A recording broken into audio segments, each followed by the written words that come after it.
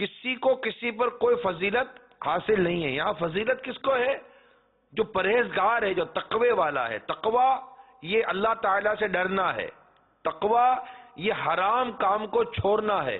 تقوی یہ اللہ تعالیٰ کی نافرمانی سے بچنا ہے.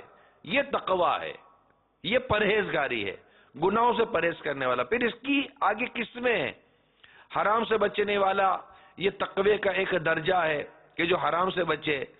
سب سے پہلا جو درجہ ہے تقوی کا وہ ہے کفر سے بچنا، پھر حرام سے بچنا، اس کے بعد شبہات سے بچنا، پھر فضول سے بچنا. یوں مطلب کہ تقوی کی کافی قسمیں ہیں، لیکن ایک نارملی طور پر جو عام طور پر ایک تقوی سمجھنے کے لیے کہ جو متقی ہوگا وہ گناہ سے بچتا ہوگا، حرام سے بچتا ہوگا، اللہ کی نافرمانی سے بچے گا، وہ متقی، وہ پرہیزگار ہے.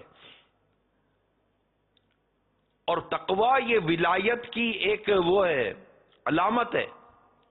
ولی کی پہچان تقوی ہے. ایمان والا ہوگا، تقوی والا ہوگا. یہ یاد رکھیے گا، یہ ولی کی پہچان ہے. اور یہ علامت ولی کی قرآن مجید نے بیان کی. الذین آمنوا وکانوا یتقون، وہ جو ایمان لائے اور تقوی اختیار کیا، یہ اللہ کا ولی ہوتا ہے. تو ہم جو اپنے نسب پر، تو کبھی خاندان پر، تو کبھی دولت پر، تو کبھی اس پر، تو کبھی اس پر، یہ جو فوقیت لے جاتے ہیں.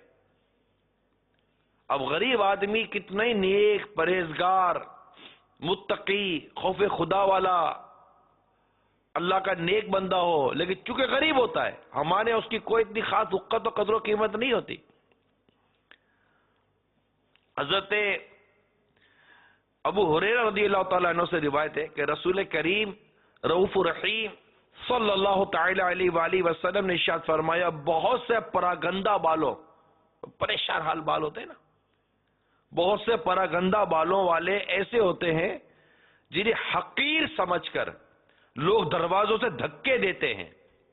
ان کی پوزیشن یہ بتائی گئی کہ لوگ انہیں حقیر سمجھ کر دروازوں سے دھکے دیتے ہیں، لیکن اللہ تبارک و تعالیٰ کی بارگاہ میں ان کا یہ مقام ہوتا ہے کہ اگر وہ کسی کام کے لیے قسم اٹھا لیں تو اللہ تعالیٰ ان کی قسم کو ضرور پورا فرما دیتا ہے.